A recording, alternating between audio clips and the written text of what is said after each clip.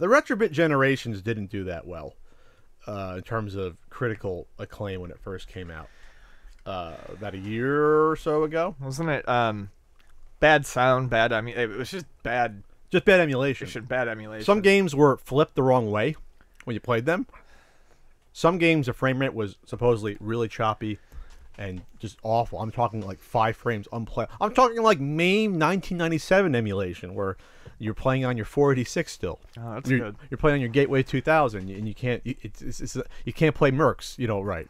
I think Mercs was one of the games I was on there. But there's another Retrobit console coming out called the Retrobit Super-Cade. Yeah, the Retrobit Super-Cade, Holiday 2017, $59.99, which I believe is actually cheaper than the original one was. Maybe this is their attempt to make up. It'll be packed with 90 popular games, they say, from Capcom, Data East, and others. And it looks like they're including a bunch of the same games from previous, so that whoever got burned on it the first time will, maybe this time get what they were looking for. There was a bunch of Capcom games, some Data East games. You had some. Did you have any Konami games? You have City Connection on there. Woo! Owned! Mega Man 2, Joe and Mac, Bad Dude, Strider, Burger Time, Ghosts and Goblins, Final Fight, and more. I can't remember if this is supposed to be arcade ports or if it's, because, Mega Man 2 doesn't have an arcade The video shows you that there are different, okay. Yeah, there wasn't a Mega Man 2 arcade game that I know of. No. But So, I mean... What's interesting about this system, though, is that to me, it looks like a follow-up. I mean, it looks like this is us trying again. So, okay, if you look at the first console had over 100 games, and then they changed it up. So you have a lot of the cool Capcom arcade games. They have Sly Spy, but they're calling it Secret Agent. All right, I fucking love Sly Spy. Not sure why they renamed it. You have Ghouls and Ghosts, 1943 on here. Knights of the Round, which is an excellent. You have Side Pocket. You have Captain Commando. You have Final Fight. Final Fight 2. I don't remember playing that in the arcade, but it's here. Forgotten Worlds.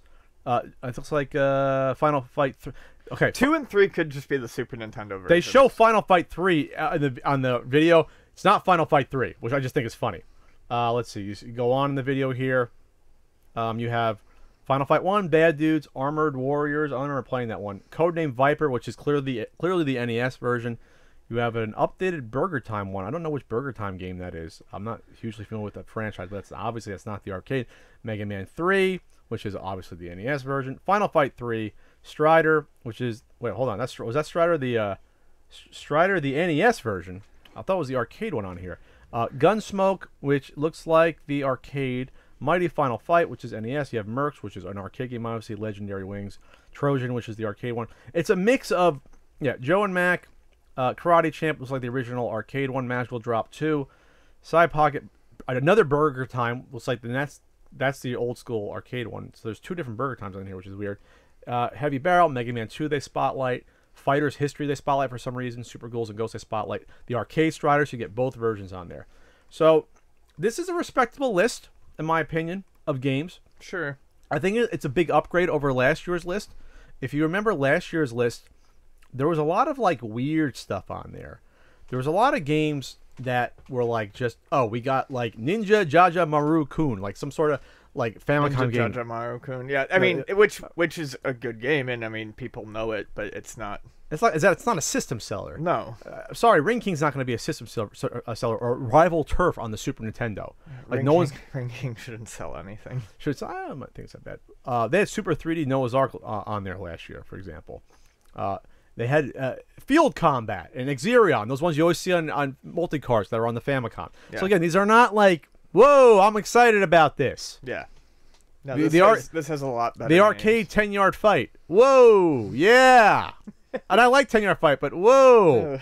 Bases loaded too. It's like, all right. So this is a better list. But if this is going to have the same issues of the Retrobit Generations, it's not going to do that well. It says HDMI and AV outputs. SD slot to save and transfer game progress.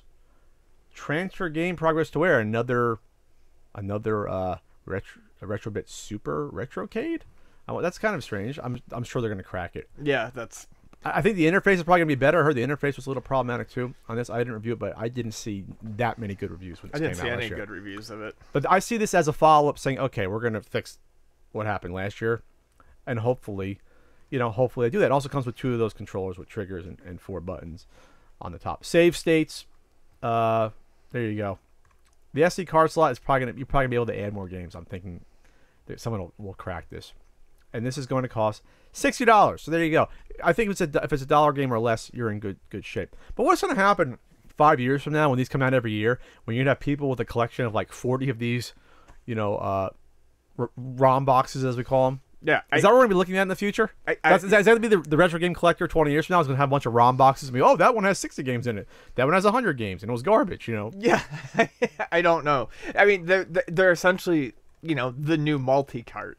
They just come with a controller and you plug them in. Excellent, Ian. They actually are. They're a multi-console multi-cart. Yeah, and I don't know. We don't take them in. We have no use for them. I don't know that I necessarily trust their longevity. They put Jim Power on the Retrobit generation. I thought that was funny. That is funny. So, all right. I guess I never wish for a bad product because people are spending money on it. So we're hoping that this does better. Especially because it has a pretty decent list of games on it.